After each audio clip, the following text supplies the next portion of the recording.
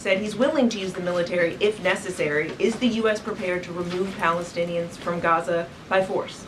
The president is prepared to rebuild Gaza for Palestinians and all people in the region, peace-loving people who want real economic development and opportunity in the region. This is a region that has been controlled by Iranian-backed terrorists, Hamas, who have brutalized not just Israelis but Palestinians too. It is because of Hamas that you see those images on that screen, that Gaza has become a demolition site because Hamas launched that brutal attack on Israel on October the 7th. And so again, I would stress, President Trump wants to ensure that this can be a place where all people can live in peace. He is a peacemaker in chief. He made that very clear in his first term. And as for how that will be accomplished, the president and his team are talking with our allies in the region to consider next steps. But should the American people be prepared to see U.S. military on the ground fighting a ground war against Hamas? Again, the president has not committed to U.S. troops in the region. But it is an option. I have said that the president has not committed to that yet. Sure.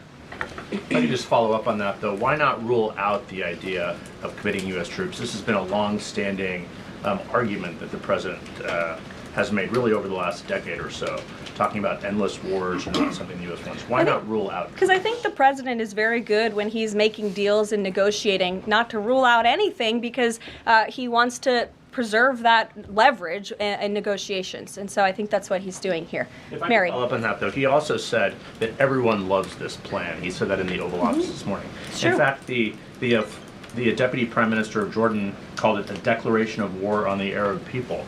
So how does he square the fact that even some Republicans on the Hill are objecting to this or questioning this? How does he square the fact saying everyone loves this plan? Well, King Abdullah of Jordan will be here next week, so I can provide you more context on the conversations he will have directly with the President of the United States after that meeting. And I would just point out that there's been a lot of leaders and officials all around the world who have doubted, I suppose, the deal-making ability of President Trump.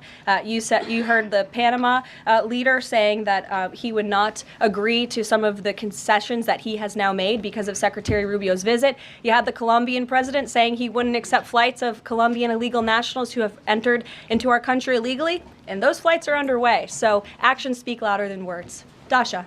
Caroline, you said the president has been working on this idea for a while behind the scenes now. Is there a written plan based on the president's proposal for Gaza? And if so, when was it drafted and who had a hand in that? The plan was written in the president's remarks last night as he revealed it to the world and to the American people, and his team are continuing to be engaged on this effort. I saw the National Security Advisor this morning. He has a very busy day of calls, and they will, again, continue to engage with our partners. That includes Steve Witkoff as well. Mary. Two questions for you on the news of the day. So how is today's executive order going to impact the 2028 Summer Olympics in Los Angeles? For example, would a man who thinks that he's a transgender woman be allowed to compete as a female on U.S. soil? It's a very good question, and the president has actually mentioned this, that he does expect the Olympic Committee and the NCAA to no longer allow men to compete in women's sports. And I think the president, with the signing of his pen, starts a very public pressure campaign on these organizations to do the right thing for women and for girls across the country. Again, this is an incredibly popular position. There have been many notable female athletes who have had the courage to speak out against some very powerful institutions in this country. They deserve to have a voice and a say. The president is bringing their voice to the highest level at the White House this afternoon, and he expects these organizations to comply with this federal executive order that he'll be signing today. Thank you. And one more. On media coverage of this executive order and the topic in general, what's the White House's view of framing that calls men transgender females or similar rhetoric coming from organizations like the ACLU and GLAAD? Well, it's been very clear. The policy of this administration is that there are only two sexes, male and female. Pretty simple. Brian Glenn. Yes. USAID has gotten a lot of attention in the last couple of days with some of these bizarre things that we've been, taxpayers have been funding. Now it looks like there are a couple media outlets that have been dragged into this conversation as far as USAID funding as well. Does the president have any comment on that?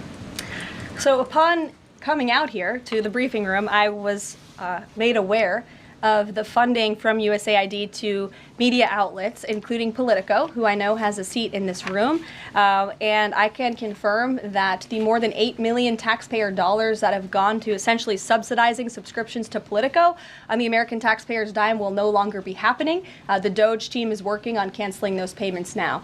Again, this is a whole of government effort to ensure that we are going line by line when it comes to the federal government's books. And this president and his team are making decisions across the board on, do these receipts serve the interests of the American people? Is this a good use of the American taxpayers' money? If it is not, that funding will no longer be sent abroad, and American taxpayers will see significant savings because of that effort. Thank you. I'd like to give some love to the back row. I've heard that unfortunately they haven't been called on in years past. So Reagan, why don't you go ahead? Thanks, Caroline. The WHC announced that comedian Amber Ruffin, who has called the president a toddler with his pants pulled down, will be the entertainment for this year's Correspondents' Dinner. Does the White House have a reaction to this choice, and will the president be attending the dinner this year? Certainly an interesting choice. I have the president's invitation on my desk. I have the invitation for myself on my desk as well. Haven't talked to the president about it. When he makes his decision. I like it. It's mine. The prices blow my mind.